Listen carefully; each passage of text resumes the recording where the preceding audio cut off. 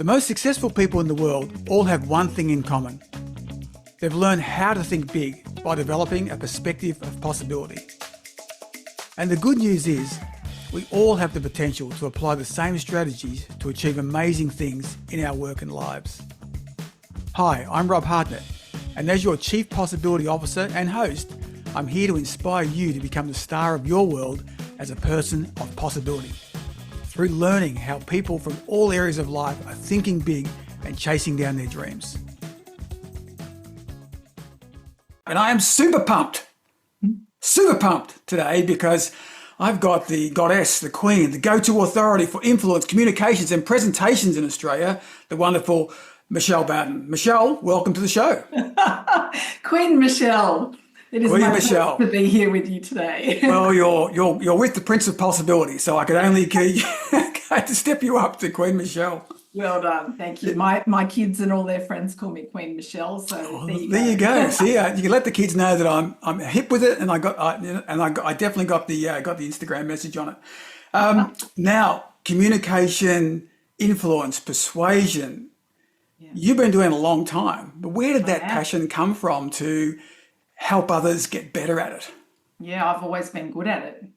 Well, let me clarify. I started shy. I started as a shy child, and I was very fortunate that I had parents that weren't into shy.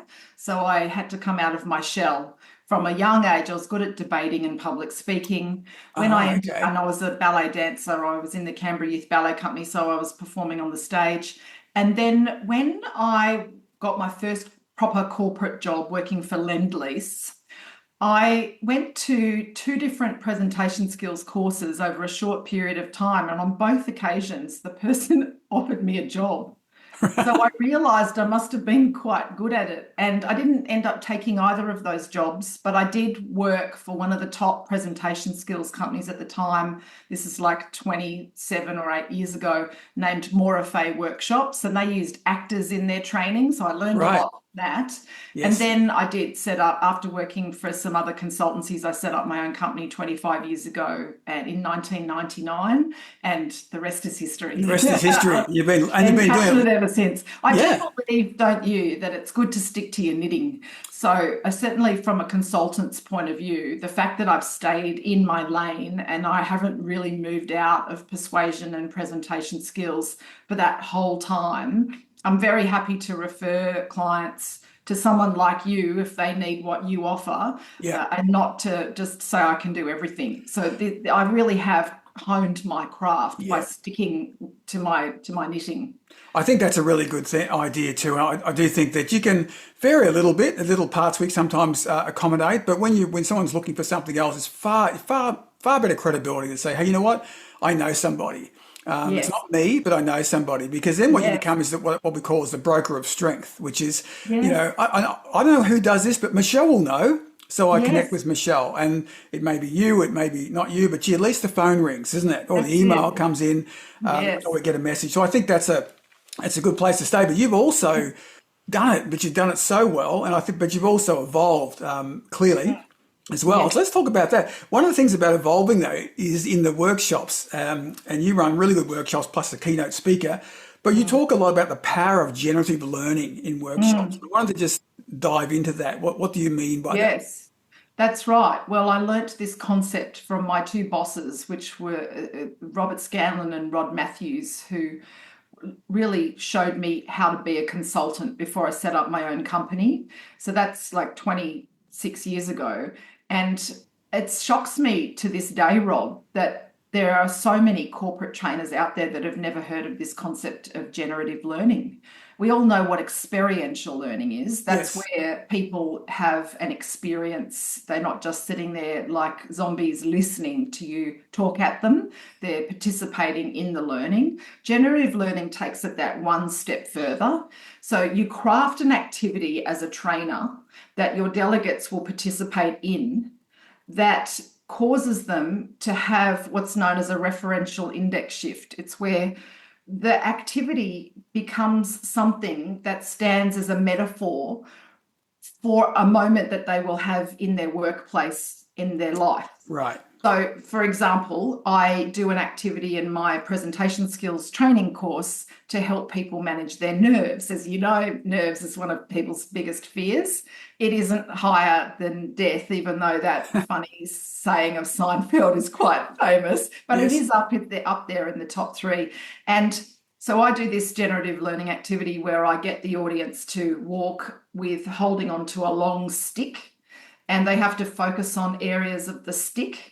And in doing that, what they're actually practicing is what they'll do with their eye contact every time they're presenting to an audience, whether that's a team meeting or a big conference like what we do as keynote speakers. Yeah. So it generates that connection with the real experience that they will have in their actual life.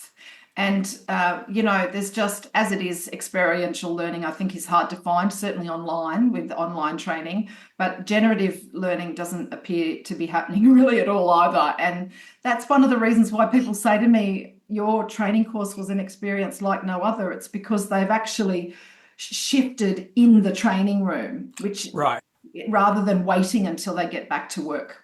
Well, here's what I would say about that. If they don't shift in the training room, they're not going to shift when they get back to work. Because not unless they've got a coach like you that's helping them on a daily basis. That's or a leader or a coach who these days generally it's so busy and they've got their own things on. Prompting the coach to coach is a whole different conversation. 100%. So I love it. I love generative learning. I love what how passionate you are, and I think it's a good observation. And, I work with a client called Salesforce, and it's really interesting watching their experience. So sometimes in Salesforce, people come along to the training and they fully get it. Yeah. We're all different, and I'm doing my best with 10 people in the room to have everyone shift the same, but just that's not always possible. Sometimes, though, the person leaves the training and they've misunderstood. And that's a real problem. That's a real problem, right? So tell me more about that. So they take a stick into the next presentation? What do you mean? Yeah, so in the next sales pitch that they do, they're like a hand grenade going off doing what they think is best practice, but they've missed the point of what the technique was. And Salesforce is really aware of that, and they care so much about their customers that they've put in systems and processes in place to make sure that that doesn't happen, that people learn the training with me. They do experience as much of a shift as possible in the 2 days, but then they have a whole system that kicks into place that further enables their people. And, that's a sales-focused, customer-focused organisation. And I really believe when it comes to good training, that's what all organisations should be doing. So are they really, are they doing a version of 70-20-10? What's that? So 70-20-10 is a concept that's been around for many, many years. Some people believe it and some people don't. I actually think it's pretty accurate, although it's shifted, I think, with the pandemic, but I love your view. So 70% says 70% of the training I'm going to get, my learning, is on the job. 20% is from my leader and manager while I'm in the job, and 10% is in the classroom. Yeah. So 70-20-10, if you believe it, it's basically a culture of learning, which says that it's really important your managers are trained, your leaders are trained, that we have coaches that are trained in how to coach, how to lead, because they're that really important 20. And I think with online learning and the pandemic, it's probably shifted to probably 20, well, I get my numbers right now, probably 50, 30, 20, something like that is my view. But I'm not numerate, so I'll say that up front. I'm a communications expert, but what I do know is that the conversation that the manager has with their staff before they hit the training room is the most important thing. If the manager doesn't talk to their team member about what they could improve and what they think they're already quite good at, they just don't have that felt need to be in the training. And I can be as amazing as possible. I just don't quite have that ability to shift that person the way I know I can. I've run my 2-day masterclass as we're chatting here today 1,027 times. Right. I've run it nearly every week for 25 years. So I'm pretty good at shifting people. And I see it every single week that if the person just turned up because their boss said, you got to go, we just can't get the outcome. And we have so 100%. Many processes in place in our company to make sure that people don't turn up just because they got told. Yes. As you say, managers are busy, leaders are busy, they sometimes just don't make the time, which I think is a Yeah. mistake to have Well, that that's why conversation. I'm always a big believer in the exec sponsor. I'm a big believer Oh, who's coming. yes, I've literally just come off a call with a yes, client where we had the exec sponsor on with the people in the culture and learning team, and it yes, was fantastic because we were just going through. Okay, let's just confirm who's kicking it off, who's coming, the pre-work's yes. been done. What are we going to check That's on that? it. Who's checking on that? And you just so much look forward to the gig. Like when Yes. you know Yeah. that they're Oh, I taking know. care, and you and I have to prompt them because they've got lots of things on. I don't That's mind it. doing that, but I Yeah. think that's a really important one. I love what Salesforce are doing and taking that seriously because you can Mm, get people come out of that training and feeling incredibly empowered, just they're heading off in mm, the wrong direction, mm, which is not great. Especially mm, if we're in customer facing sales related roles, because then the mm. damage is even exponentially That's it. higher. Yeah, I'm not kidding. It's like a hand grenade going off, going off So, in the so let me. sales meeting, and everyone's going, "What's this person Where does that saying and come? Oh, that's doing?" what Michelle told me. Yeah, Michelle Bowden said to Yeah, do this. And, not oh that my Michelle God, no, Bowden I again. didn't. So, with question on that with sales. So, look, I've always seen sales as a combination of three things. Great product knowledge. You got to know your shit, basically. Customer centricity and superb communication skills. In other words, being able to convey that in a way that shifts the customer, because sales is very much about change.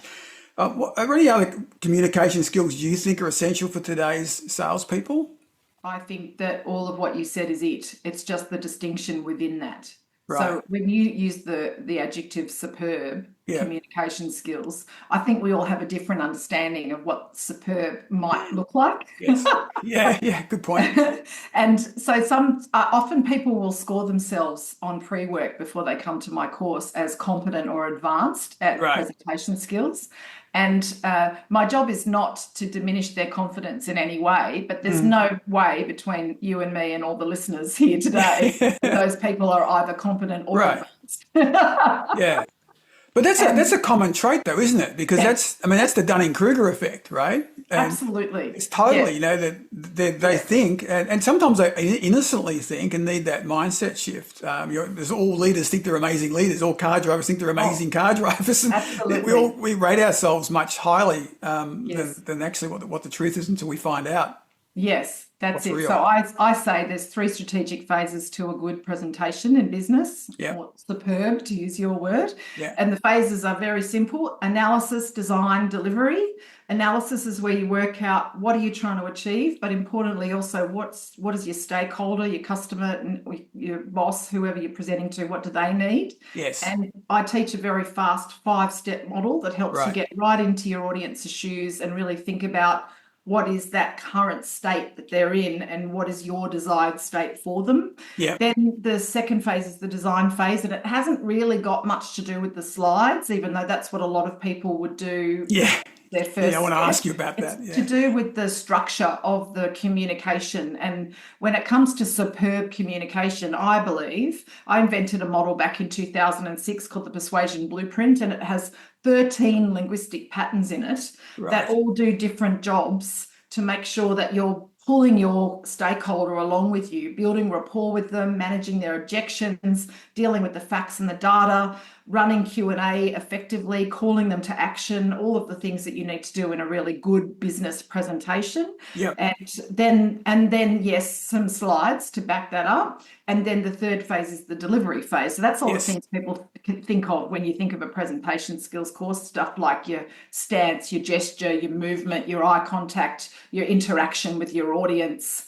And yes, the three phases. And it's so interesting, people will mm, often come to me. My boss needs presentation skills. He's been given the deck from the comms team. And so can you just teach him how to breathe better and manage his nerves? No, because you need to follow all three right. phases correctly. And Yeah, without phase one, phase two, and phase three, you're pushing it uphill, to be honest. But yeah. it's once you learn how to do those three phases, I fundamentally believe that everyone can be a great business presenter. You've just Yeah. got to know what to do and then do it. Yeah, and I really like that because if you don't do phase one and someone just gives you a deck and you've got to present on it, well, you're not going to be confident. You didn't do the Yeah. deck. You might No. even think it's too much. It's not your Mm, style. It's not the way you speak. that's It it. is amazing that we still put up with Yeah. let me calm my nerve, help my boss do this and this. Yes. when we just know it's going to be a train wreck. That's From it. that, And from that. really, I do think that we could all take our communication more seriously because, I've written a book called How to Mm, Persuade. And one of the things that I know from my research into persuasion is that the opposite of persuasion is not necessarily a neutral outcome right. where you talk, they listen or not, everyone goes home and we're all good. Actually, when you fail to persuade, when you muck up the persuasive moment, at the least the person can be confused. And at the worst, you might completely have disappointed them, or they might even lose complete respect for you. Yes. And so, actually, it is so important to make a serious decision to take our communication seriously so that even in those unconscious persuasion moments where you don't even realize that that's what you're doing, Right. you're Right. always putting your best foot forward. Yeah, it's a great point. It reminds me of a pitch some clients of mine had, and they were doing this big pitch, and they were a multinational business, and they had lots of entities, and they were going to bring. They felt with this large organisation said, you know what, if you could bring all your entities together, it could really benefit us. We could buy on Mm, scale. It'd be good for you. Supply chain would be amazing. fantastic. And this person said, look, can you bring to the seller, can you bring your team together and present as one, Mm, right? mm. And so that's what they did, except here's where they fell down. When they were in ready for the pitch, so they're in the room, right? They got the laptop plugged in, the slides are awesome. In front of the customer and all his stakeholders, right? The selling team came together and shook hands and greeted each other and said it was great to see each other for the first time Oh, and sat down and then said, it's great to be here as one. Right? And they thought they did a fantastic pitch. They walked oh, out and the buyer said, if you ever do that to me again, I'll mm, throttle you. And the seller who I knew was telling me the story he said, what did we do wrong? I had everyone there. I organised them all to fly in. What do you think? And he mm. says, you were meeting and greeting in front of everybody else. You clearly don't know each other. You're Mm. clearly not aligned. You clearly don't know what each business unit does. Yeah, And you wow. want us to buy that? That And seems my like a big my stuff my up. my, person I was talking to said, "Oh my God," he said, "I'd never thought of." He said, "How embarrassing! Oh my God, I Yeah, cannot believe." So they yeah. got the analysis right, they got the deck right, but they hadn't thought Mm, through from a customer perspective what the mm. delivery was going to look like, and they Yeah, shot themselves in the foot literally right at at the last point. And so yeah. I think your great point about taking that seriously is like, from soup to nuts, take it Yes, seriously, not that's just it. the main course, right? It's all That's the way it. through. 100%. But what about today's leaders? You're working a lot with leaders, and you've spoken about that. But what are some of the communication skill gaps you're seeing today? And I'm talking sort of maybe over the Mm. last couple of years, 2 or 3 years, Yeah. you've noticed, Well, managing conflict is always going to be tough for people, isn't it? right?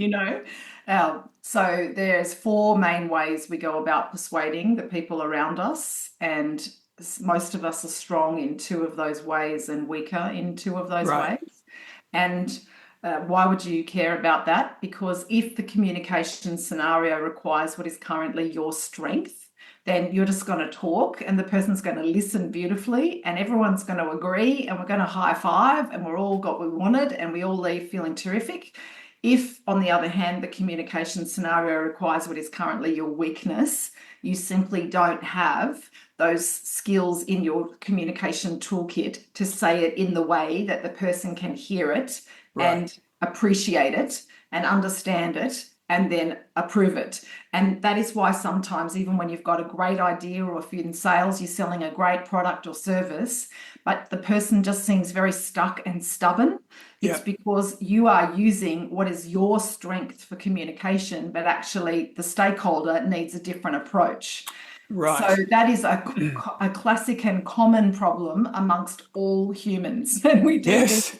in not just our work life, we do this in our home life as parents, as partners.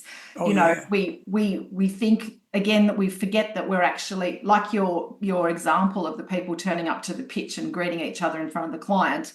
There's plenty of times as a parent where your mouth goes without too much preparation in advance, Yeah. and you're going to fail in that moment if the person has a different requirement to you. I mean, the hilarious thing about persuasion is you're not trying to persuade yourself. You're already persuaded. You're trying to flex to give the other person what they need. So when you have things like change management programs or a conflict situation, they're often the toughest moments because you're trying to say it the right way. You've probably got good intentions and you're trying to do your best, but until you've really thought about what is it that stakeholder requires, what style of communication do they need, and then you've adapted from what is comfy for you to what they actually need, that's Right. when you're going to get what you want. So when Yeah. I'm working with pitch teams, we spend a lot of time thinking about who the stakeholder is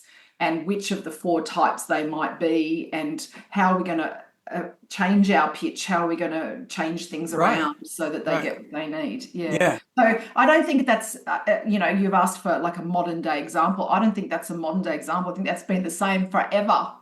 I think it's been, yeah, I think so. It's been around for a long time, and Yeah. I've been using the concept. That's where I bring, DISC into it when I'm thinking about with Yes, of salespeople, and I'm course. asking them to think about, their own Yeah, style, but also who are they going to as a predominant style, because we're that's all more it. than one. And then think about, well, who else in your team is a more compatible style, or who could you run it Yeah, past? Because what sure. I haven't used is you made a great point, which is you're not persuading yourself. I think that's a ripper. And I use a couple of things. When I'm talking about change management with people, I use this acronym called UCOP, which is, do they understand it? Did they contribute to it?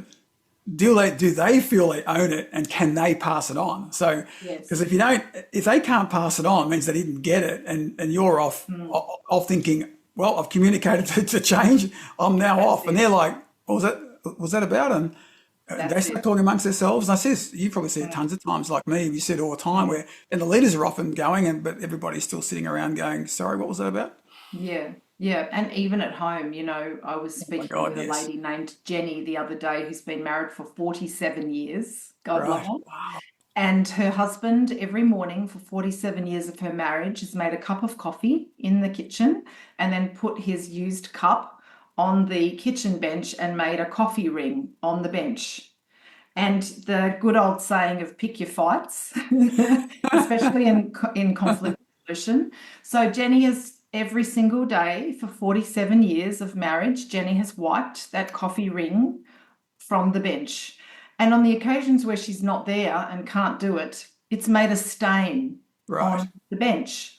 So now they've got to fork out $15,000 to get a new kitchen bench, which is very irritating to Jenny because if he had have just put his cup straight in the dishwasher or rinsed it off himself. right. And so, you think that it's a small matter. You think No, that the coffee ring on the bench is just a silly little thing and just deal with it.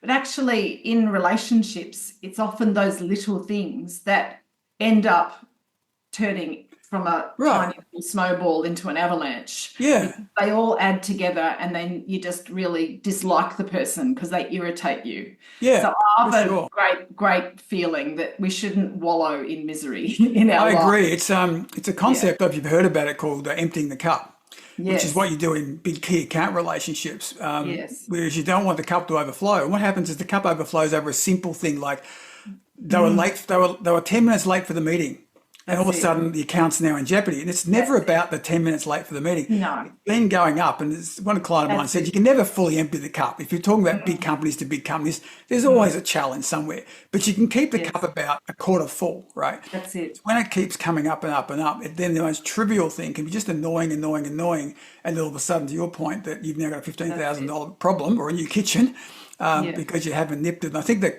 that's still going on. I think there's a bit of that still going Mm, on in relationships, clearly, but also I mm, think in large organisations, which just kind of accept it for too long till it becomes that's the norm. Like that's the way that's that's what's it. acceptable around here, and That's I it. think that's Mm, the bit that needs to stop. mm, I want to talk about slide design. You talked about a second mhm. ago about slides, and Yes. I remember when I was at HP, and we were great users of PowerPoint, and I Yes. remember talking to team members of mine. And they said, "Rob, can you come over here and help us with our presentation?" And I said, "Sure."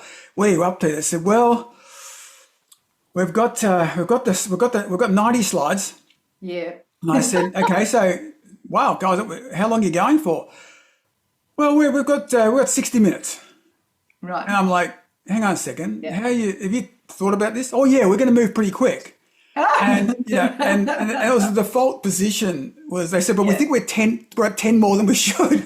I'm Yeah. like, you've got Oh, about 40 more than you should, right? Or 50. yeah. Yeah. Yeah. Why is that default Or, to go to or maybe slides? that's not the problem. So I'm going to be Okay. controversial and disagree with Yes. you. So what's happened in the corporate world is that most people, when they have a presentation to put together, procrastinate for a while. And then when they finally get over their procrastination, the first step is they go to their PowerPoint, download all the old slides they've ever used on that subject matter, put them in some kind of an order, and then work out what they're going to say. Right. Now, of course, that's the opposite of the approach that I recommend, which is do your analysis, then create your script, which Yeah. is what some people call a talk track, Yes. and then make your slides.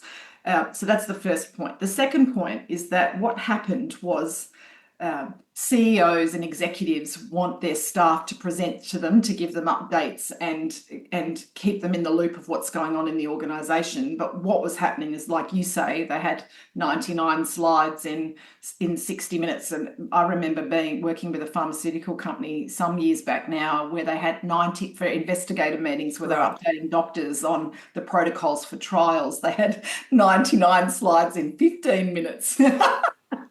Man, it's like I haven't 5 done minute the maths abs. of that, but imagine how fast you have to That's click to do right. that. You wear the battery out in your clicker. That's it. So, my point is that then what happened was those busy executives were being harassed by these 90 slides in 60-minute presentations. So they made hilarious rules like you can only have 3 slides. So then Right. what people did Okay. was they put 17 slides worth of content into 3 Yeah. slides. Right. It's sort of 5-point font. Right. That's it, Yeah. at 5-point font, so and 500 words, so you can't read any of it anyway. God. So I think we need to all step back from all of this Okay. nonsense now and say to ourselves, okay, so what's in the however long you've got 15 minutes, you've got 20 minutes, you've got an hour, you've got whatever you've got. What do you want to say? Yes. Yeah. First, work that out. Where are you trying to shift them to? From where and to where? And then once you've done that and you've got a really good, so I say there's 13 linguistic patterns in a great script, so get that sorted. Yeah. And then once you've done that, then create the slides that reinforce your key messages for your audience. And that's the distinction, not so you remember what to say next. You're in your own shoes in what we call first position when you're putting slides together so you remember what to say next. The slides are not for you to remember what to Yes. say next. That's what your script is, and that's what your rehearsal's for. Yeah. If you're taking this seriously and you care about your customer, you're only showing slides that reinforce your point for them, so that to your point, they can Right. then pass it on. Yes. Which is what you were discussing, because they remember the slide. I'll give you an example. A doctor recently was talking about finding melanoma on the skin.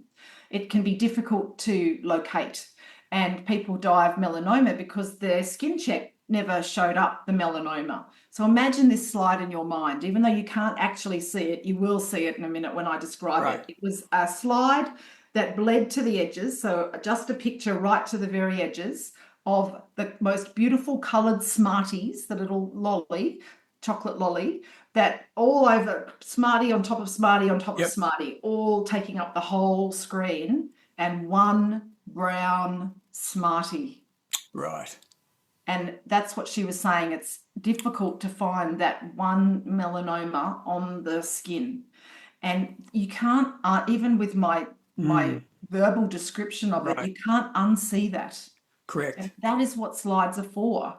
They're not for bullet points. It's not a word processing package. That's what Microsoft Word is for. Yes. It's a graphics package, which is why Canva's become so popular. Yeah. And the whole idea of it is that it's got to be undeniable. So I've got a simple question, but that I'm very famous for in my course. I say to everyone, for every single slide in the deck, you've got to ask, is this the best way to visually reinforce this point? And if the answer is no, you need to be tough on yourself and fix it, or delete it and go to a flip chart or a whiteboard, or have a handout, or have supplementary pack like a board paper that people can Right. go to page 70 or the appendices 17. You know, there's got to be another way. If they can't read it, another one of my famous sayings, if you can't read it, don't show it.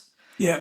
Yeah. Yeah. So look, I think it's actually common sense, but we've completely lost the plot. Well, I think it is in a way, Michelle, as long as you Yeah. know that. And I think sometimes it gets, if you're not taught that, you're not taught to think like that and ask that No. question, which was a great No. one, which is, is this the Yeah. best way of explaining it? Yes. Or even better than this, is this the best graphic or image or way for them to remember it, Yeah, right, as that's an it. audience member Visually rather than me reinforce to the explain point. it, I think is a really Yeah. nice way. And I've So got I more and have more a critical keynote. on I'm that. doing a keynote tomorrow. Right. It's 2 hours, and I think there's 112 slides.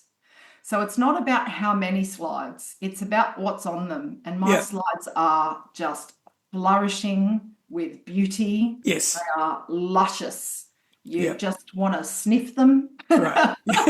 Because I talk about four birds and in the four persuasive types, and they're in the jungle, and there's Right. rhododendrons, and there's beautiful jungle, Yeah.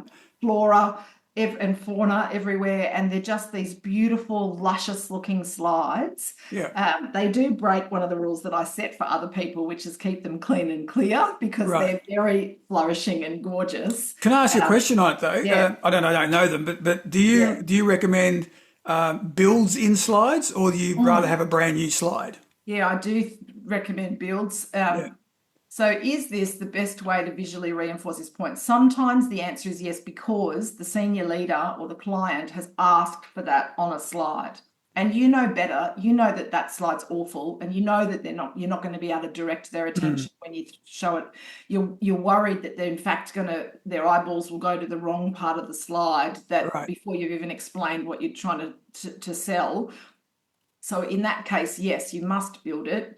And the rule is that you're trying to direct their attention. So Yeah. if you just always keep remembering that, what do I want them to be looking at in this moment?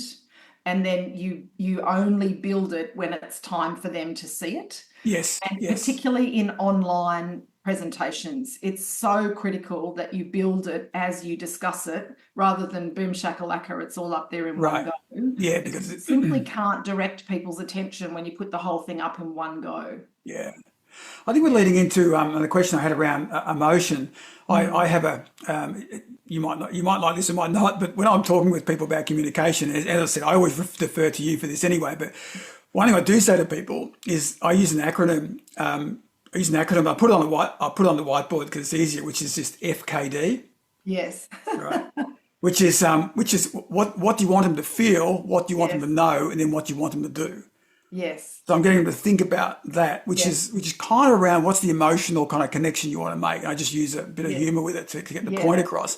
Yeah. What you talk about the objective, and being clear on your emotional objective. Can you talk a bit about that? Yes. So in relation to that model you teach, I have a different model, but Sure. similar concept to that. Yeah. And mine's think, feel, do, which is boring compared to FKD. Yeah, I think it is. So think, feel, do. So what are they thinking, feeling, and doing, and what do you want them to be thinking, feeling, and doing? So just taking out that feel section, which is what you're talking about here, I would say, what is the emotional journey because good speakers, whether you're a keynote speaker, whether you're a salesperson, whether you're a leader, whether you're just a team member who's doing an update to everybody so they get excited about the project, what is the emotional journey that you want them to go on? And good speakers do this. So for example, you might want them to be comfortable that we're meeting today. And then you want them to feel concerned that there's an issue that hasn't been resolved yet.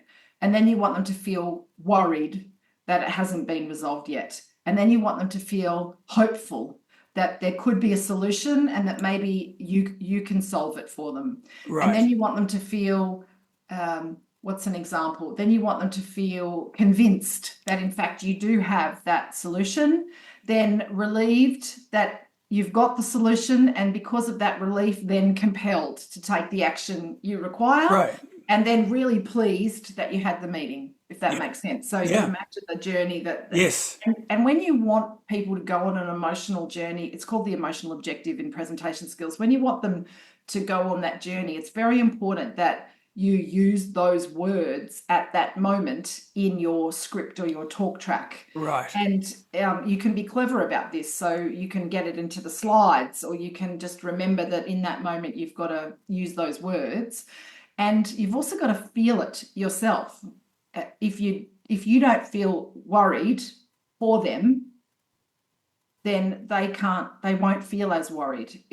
And Yeah. sincerely worried, not faking it, not Right. pretending, but Yeah. just Authentic. Yeah.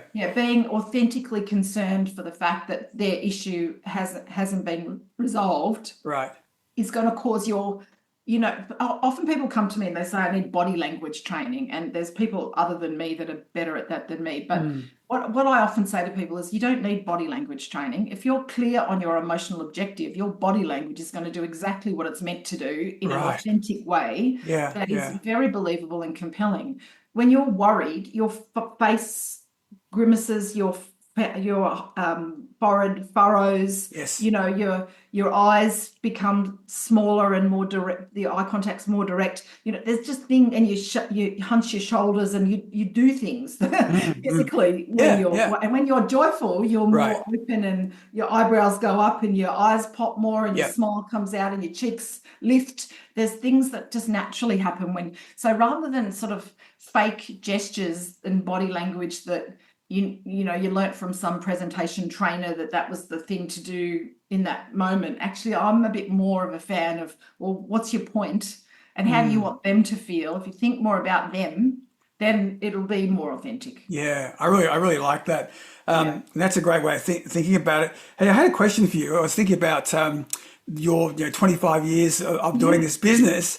Tell me that, have you ever... I was thinking about it just in the car, and I was thinking, can I ask you this question? Tell me about a couple of interesting or crazy venues you've presented in that were just not what you expected. Have you ever had that? Of course I have. I've worked with clients all over Australia, and I've run courses outside. Yeah. I remember running a course at the Melbourne Zoo one time 100 years ago, and a lion escaped. And so we were all evacuated in 41-degree heat, and I had to finish running the day on the pavement outside the front entrance to the zoo. Okay, that's fantastic. And I've worked in all sorts of rural locations where the only venue is a very dirty pub. Yeah. And because I'm so about the prep and making sure that everything's perfect, and I have quite an attention to detail about the way I, even hang my flip charts on the wall. They're very symmetrical and perfect. So some of those things have definitely shifted me outside of my comfort zone, but nothing too dramatic. Yeah, but the fact I've had a couple, but none as exciting as the escaped lion. That's an absolute classic. So look, a couple of things just before we wind up, so now we're short on time. Where can people find out more about you? Where do we go? I have a website, which is my name, www.michellebowden.com.au. Now, the first part's not your name, that's www, but that's Michelle Bowden. Just wanted to clarify. That's it, www. And also LinkedIn, love to connect on LinkedIn. Yeah, fantastic. I post almost every day free content on LinkedIn. That's a really good place for me. Now, your website is brilliant. Can I just say that? Because I love the blog, because you're blogging as well on there. You're blogging in there. You've got plenty of resources. I think it's one of the best websites. So if you're listening, want to get up to speed on presentation skills and just understand some more of what we've been talking about today and understand more about Michelle, go to michellebowden.com.au. Michelle, the two books, you mentioned a couple of books. Oh, yes. I have How to Present, which has been out since 2009. Okay, great. It's went to bestseller when it hit this title, How to Present. It's been re-released in 2022 with 2 new chapters on virtual presenting. Brilliant. So if you're really struggling to keep the engagement online, there's some great new chapters in the new version of the book. Fantastic. And the other book is How to Persuade, which is also a bestseller. And this discusses the latest research into persuasion that's been done in the whole world. My research is the latest research on what persuades others to stop being stubborn and say yes to you.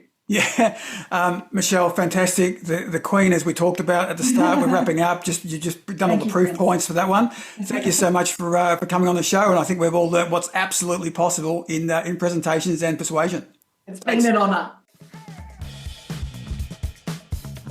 I hope you enjoyed this episode of the It's All Possible podcast.